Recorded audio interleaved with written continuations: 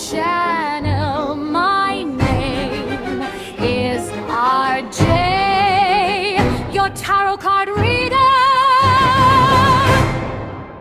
Take what resonates and leave those not for others. Watch on your own risk. Magandang umaga po sa ating lahat.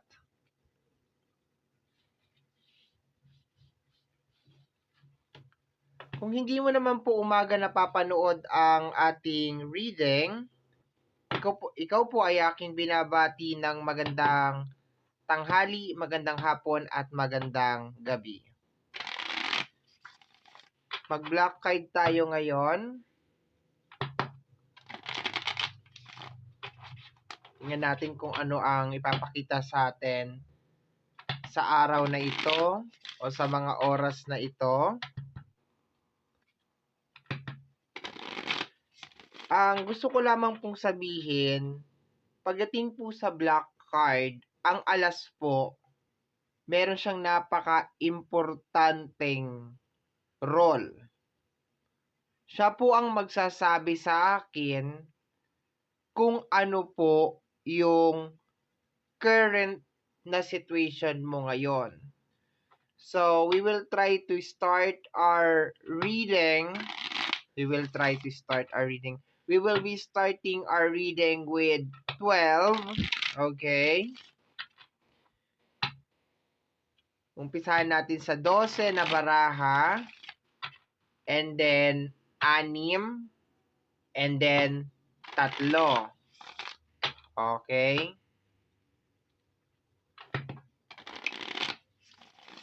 Tingnan natin, my dear.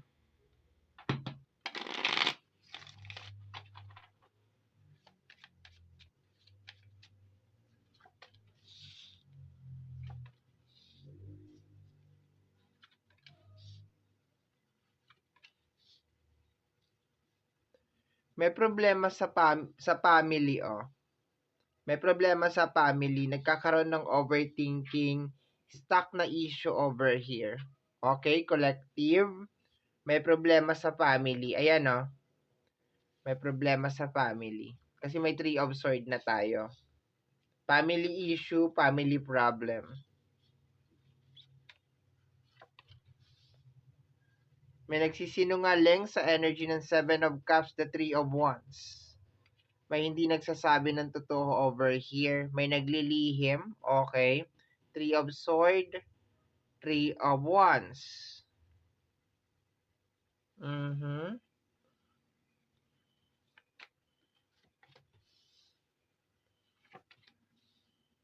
Problema sa pera over here. Biglaang nagbago yung flow ng pinansyal.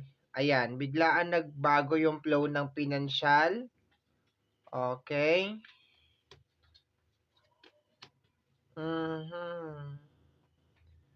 May success card over here. Tapos may backstabbing na energy over here. 6 of Swords. May energy vampire over here. May 9 of Swords over here. So, itong energy na to, my dear, nasa circle mo lang. Problema sa pamilya, medyo issue, okay, problema sa pamilya, medyo matagal na ito. Ito ay 4 of Hearts. 4 of Hearts, matagal na yung issue. 3 of Swords, ayan. Seryosong issue to. 7 of Cups and the 3 of Wands, parang, this is energy of sinungaling over here. To the point na meron tayong dalawang 7. Illusion kasi ang 7 of Cups. Illusion ng 7 of Hearts or 7 of Cups. 3 of Wands is moving forward. Okay, problema sa pera over here. 6 of Wands. Success card to eh. Partner niya is the 7 of Swords. Based sa energy, my dear, may energy vampire tayo dito ha. May energy vampire tayo nagko-cause ng stress. So based on the energy, my dear, na nasagap natin ngayong umaga na ito ay stress, betrayal, energy vampire, connected sa success mo. Okay, konektado sa success mo to, my dear. Okay, kasi na very highlighted ngayon dito itong 6 of Wands. Family, highlighted din. Stress, 2 9. Okay, di maka-move on, stress, sleepless night. Liar na energy over here, problema sa pera. Bigla ang pagbabago sa pera. No, bigla ang changes of energy sa money. Okay?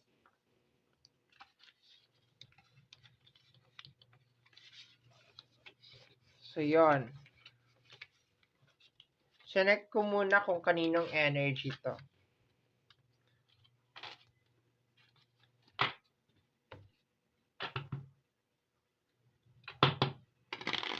So, hindi malayo yung nagkukos ng problema. Ibig sabihin, nasa circle lang siya. Nandyan lang siya. May betrayal. Okay? Pero ang pinaka-target is yung success mo eh. Yun ang pinaka-target niya is yung success mo, my dear. Nagkakaroon ka ng 9 of Sword or 9 of Speed. Very powerful yung combination ng 10 of Hearts at saka 9 of Wands. Very powerful siya. Highlighted ng 6 of Wands. Changes sa pera. Parang may nagpi-pressure sa'yo, my dear. There's a pressure na energy. Ang problema is nasa circle mo lang siya eh. Nasa circle mo lang yung pressure.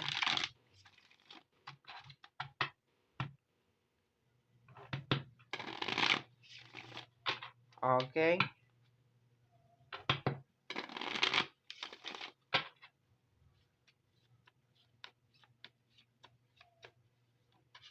Six cards na lang tayo. The Three of Pentacles. The Queen of Diamonds. Matulungin ka na tao, oh. Matulungin ka na tao. You overshare. Overshare. Bigay. Give. Okay. Lahat tinutulungan mo. The Ace of Wands. Sabi ko lahat ng Ace meron niyang corresponding na energy. And etong Ace of Wands na to, this is a blockage. Ibig sabihin, mabigat na energy na nagkakos kung bakit nai-stuck ka or nai-stagnant ka sa isang energy. Okay? Or sa isang lugar. The Six of Swords. Ang bagal nung usad, my dear. Okay, ang bagal ng usad, ang bagal ng progress, pera ang tinarget, as in pera, success, okay? Oh, 2 alas na ito, my dear. So, hindi lang siya psychological na ito, my dear. Normally, ang Ace of Speed is energy to ng something na ordinary, out of extraordinary, parang ganon, like kulam, sumpa, something. Pero, inano ko na lang to, my dear, ng like psychological warfare. Kasi this is energy ng air. So, may kinalaman sa mind, okay? So, kunin pa natin yung isa pa. The Seven of Swords, the backstabbing na energy, my dear. Okay? So, eto, overgiving to, my dear. Overgiving, oversharing. Ibig sabihin, accessible ka.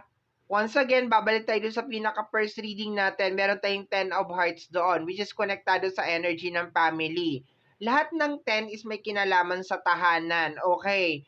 Ang pinagkaiba lang nila, my dear, is ito kasi emotional na siya. Kasi 10 of Hearts yon.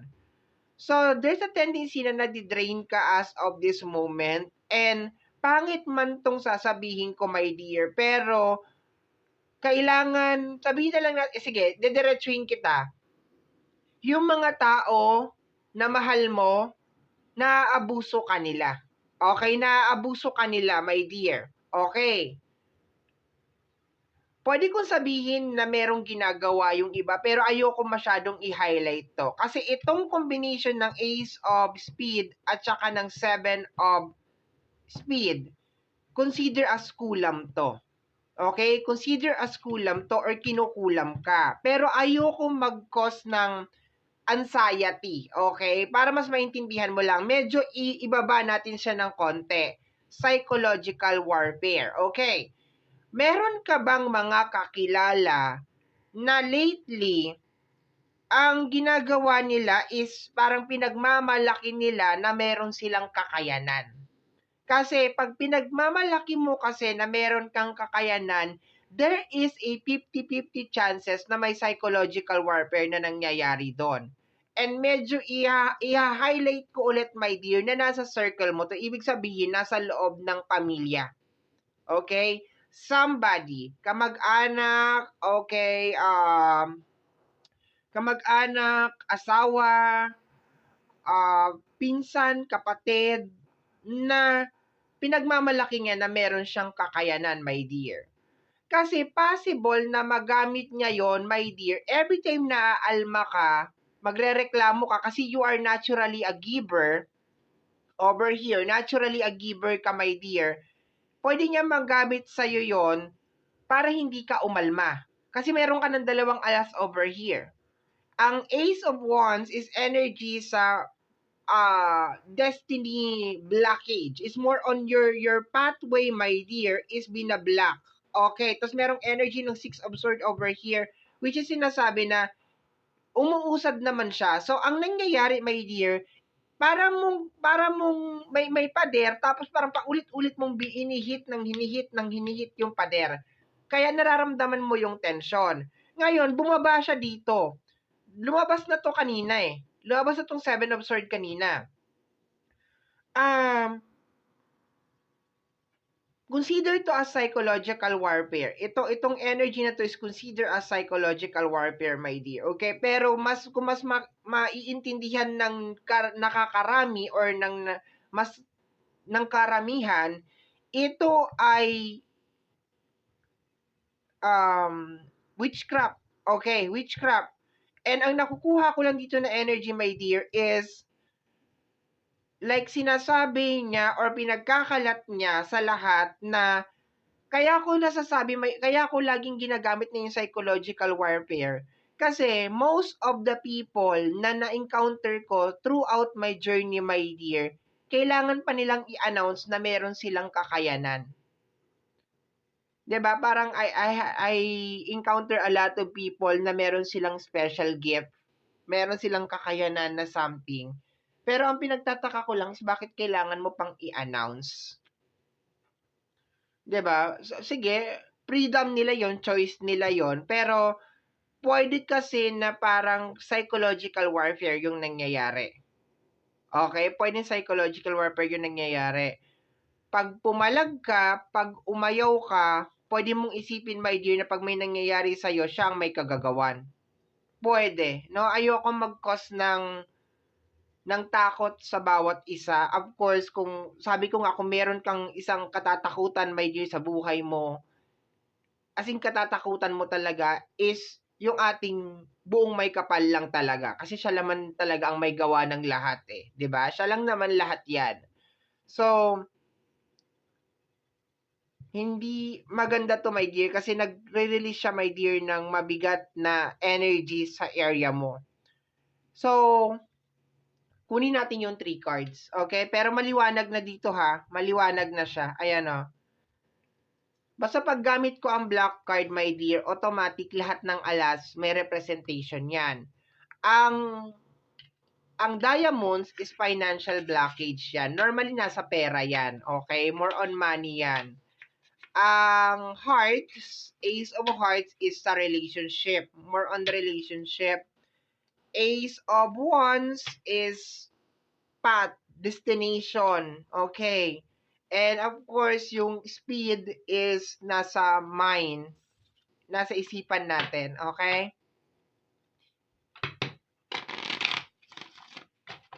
Dito sa next 3 cards natin, dito na ako magbibigay ng zodiac sign. Kung sino yung 100% na makaka-resonate dito. And as of this moment, nakaka-receive ako ng name. I'm receiving Samantha, Natalia or Nathaniel. I'm receiving the name of Sophia, Princess, Grace,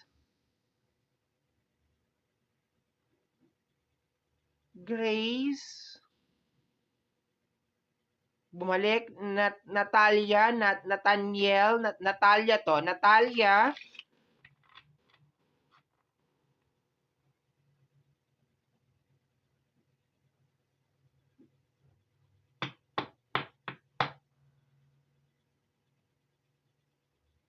Maria, okay, Maria, yung spelling ng Maria niya is M-A, Maria, may Y, okay? Basta Maria, okay, pero ang nakukuha ko is may Y. Parang Mary, something like that. Mary. Okay, let me see. Repeated number as of this moment, 14 and 23. I can also 17. Dalawang beses na yung 17, 31. Okay.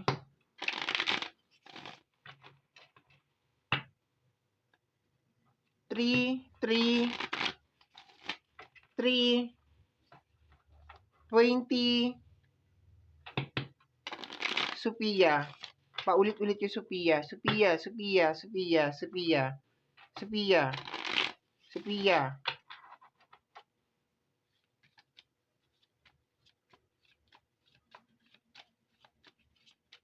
3,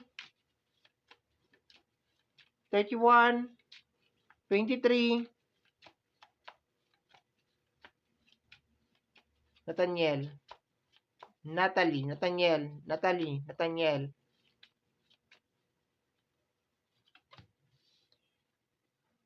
Lumabas na to kanina. Energy ng Taurus, Virgo, and Capricorn. 4 of Wands. Energy ng Aries, Leo, and Sagittarius. Energy ng Gemini, Libra, Aquarius. Pero mas malakas yung energy ng Earth sign kasi dalawang beses na ito lumabas. Okay? So, 4 of Wands is energy of stability. This is energy of trap card, 8 of Sword. So, my dear, nasa trap card ka as of this moment. Medyo i-highlight natin yung dalawang alas na lumabas kanina. Okay? Kasi given na my dear na nasa trap card ka as of this moment. Ang masasabi ko lang sa iyo, my dear, is una, hindi pagiging madamot pag sinabi mong ayaw mo na magbigay. Lahat tayo ay binigyan ng oras, panahon, pare-parehas binigyan ng 24/7 na oras. 24 hours, 12 hours, 24/7. Monday hanggang Linggo to do our part sa mundong ibabaw. And if you decided, my dear, na ayaw mo nang gawin ang isang bagay and you have all the freedom na gawin yon. Sa energy ng 4 of Wands, this is energy of stability. And at the same time, this is energy also of relationship and a family. Sa paglabas ng 8 of Swords, this is energy of trap card. So this is a confirmation na may something na nangyayari malapit sa'yo. Kaya ako nasabi, my dear, na it's okay to say no. It's okay to say na napapagod na ako, na hindi ko na kaya, na sarili ko muna ang uunahin ko. Ipa-priority ko muna ang sarili ko. It's okay. About sa usapin ng Ace of Speed, combination with Seven of Speed or the Seven of Sword, wag mo masyadong i-highlight to. Wag kang masyadong mag-guilty, my dear, kasi hindi mo na ibibigay yung pangangailangan ng isang tao. I think sapat na isang beses ay nakatulong ka at meron kang nagawa para sa taong ito. Hindi mo obligasyon na habang buhay na gawin ito. At hindi mo to kayang gawin habang buhay kasi hindi ka immortal. Isa lang ang maliwanag dito, my dear. Somebody is trying to make sure na hindi ka makakaalma at hindi ka makakaalis sa energy ng trap card or the trap situation. Gagamitin ang connection, like we are family naman, gagamitin ang connection na tayo ay magkarelasyon naman, gagamitin ang Ace of Speed or the Ace of Sword for psychological warfare. Nasasabihin sa'yo na kaya ko tong gawin sa'yo pag hindi ko nakuha ito. It is considered as a blackmail. So tatanungin kita ngayon, my dear, do you think naging masama kang tao sa pamilya mo? Do you think naging masama kang tao nang dahil nakaramdam ka ng pagod na gawin ang isang bagay na inumpisahan mo, which is hindi naman nakakontrata na gagawin mo for the rest of your life? Do you think masama kang tao? Yun ang tanong ko dito, my dear. Hindi ako kukuha ng kahit anong karayom or kung kandila or something over here. Kailangan tanungin kita, do you think masama ba na magsabi ka ng no at sabihin mo na napapagod ka na? Para i-entertain mo at isipin mo na okay, hindi ako pwedeng mapagod. Tao ka, my dear. Isa kang tao na pwedeng mapagod anytime. And to the point na ginagawa sa'yo to ng mga tao na hindi naman iba sa'yo. Ibig sabihin, wala kang halaga sa kanila at nagkakaroon ka lang ng halaga base sa kung ano yung kaya mong maibigay or kaya mong maiprovide sa kanila. I hope nakatulong po itong reading na ginawa natin sa inyo. Okay? So my dear, ito po ang nasagap natin na message energy para sa araw na ito. Kagaya po ng lagi kong sinasabi, ang tanging hiling at dasal ko lamang po sa ating buong may kapal na ang mga readings na ginagawa ko ay nakakatulong po sana sa ating lahat. Maraming salamat po. Thank you, my dear, and take care of yourself. Bye-bye!